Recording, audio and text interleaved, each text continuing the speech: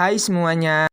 Di sini kita bakal jelasin tentang microsampling dan spektroskopi massa yang bersumber dari jurnal dengan judul Teknologi Gabungan Menggabungkan Keunggulan Microsampling Kapiler dengan Spektroskopi Massa yang memiliki 4 prinsip. Yang pertama yaitu microsampling kapiler. Dimulai dari pengertiannya, microsampling adalah pengambilan sampel dengan jumlah yang sangat sedikit. Sedangkan microsampling kapiler adalah prosedur untuk mengambil dan menganalisis sampel darah yang sangat kecil untuk dianalisis. Microsampling tersebut memiliki tujuan, yaitu untuk mengetahui cara dan teknik pengambilan darah dalam skala kecil melalui pembuluh darah kapiler dengan baik dan benar. Yang kedua adalah spektroskopi massa, yaitu penentuan struktur kimia dari suatu zat sampel yang didasarkan pada perhitungan massa dari molekul tersebut beserta dengan pola fragmentasinya. Menurut Janitz, prinsip dasar spektroskopi massa adalah untuk menghasilkan ion baik dari senyawa anorganik ataupun senyawa organik dengan metode yang sesuai. Untuk memisahkan ion-ion tersebut dengan rasio massa untuk muatan dan untuk mendeteksi mereka secara kualitatif dan kuantitatif dengan M per Z dan kelimpahannya masing-masing. Yang ketiga, High Performance Liquid Chromatography atau HPLC. Perbedaan antara LC tradisional dan HPLC adalah bahwa pelarut dalam LC bergerak dengan gaya gravitasi. Dalam penerapan HPLC, pelarut bergerak di bawah tekanan tinggi yang diperoleh melalui pompa untuk mengatasi penurunan tekanan dalam kolom yang dikemas, yang mengurangi waktu pemisahan. Transresveratrol.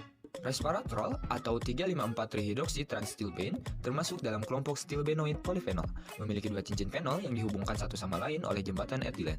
Transresveratrol adalah salah satu dari 2 isomer geometris resveratrol. Karena sifat strukturnya, itu adalah bahan aktif suplemen resveratrol dengan efek kesehatan potensial. Transresveratrol memiliki tulang punggung planar, sementara cis-resveratrol berisi 2 bidang utama. Dalam jurnal yang kita gunakan, penulis berhasil melakukan penggabungan teknologi CMS dan MS yang diterapkan dalam studi farmakokinetik transresveratrol dan metabolit utama pada tikus. Penggabungan teknologi ini dilatar belakangi oleh penggunaan tikus sebagai hewan yang paling sering digunakan dalam studi farmakokinetik. Namun, mengumpulkan serangkaian darah dari tikus sulit karena ukuran dan pembuluh darahnya yang kecil yang menyebabkan sulitnya untuk melakukan kuantifikasi. Untuk studi farmakokinetik praklinisnya sendiri adalah termasuk studi farmakokinetik toksikologi dosis tunggal atau ganda yang dilakukan pada hewan yang telah dianggap sebagai pendekatan kunci untuk memperoleh data toksikologi untuk senyawa baru. Selama beberapa dekade terakhir, teknik microsampling telah dikembangkan dan digunakan secara luas dalam studi medis karena keuntungan dari pengurangan, penyempurnaan, dan penggantian prinsip 3R. Microsampling kapiler, microsampling serapan volumetrik, dan sampel darah kering telah menjadi teknik yang paling banyak digunakan. CMS dapat memecahkan masalah jumlah sampel yang dikumpulkan dari tikus kecil yang tidak mencukupi, dan sensitivitas tinggi dari MS dapat mengkompensasi kelemahan CMS untuk mengumpulkan volume sampel yang sangat kecil per titik waktu. Oleh karena itu, strategi yang menggabungkan keunggulan CMS dengan sensitivitas tinggi MS dapat memecahkan masalah dalam studi farmakokinetik tikus. Dengan menggabungkan teknik MS dan CMS akan menghasilkan keuntungan yang nyata, dikarenakan akan terjadi sedikit kerusakan pada hewan.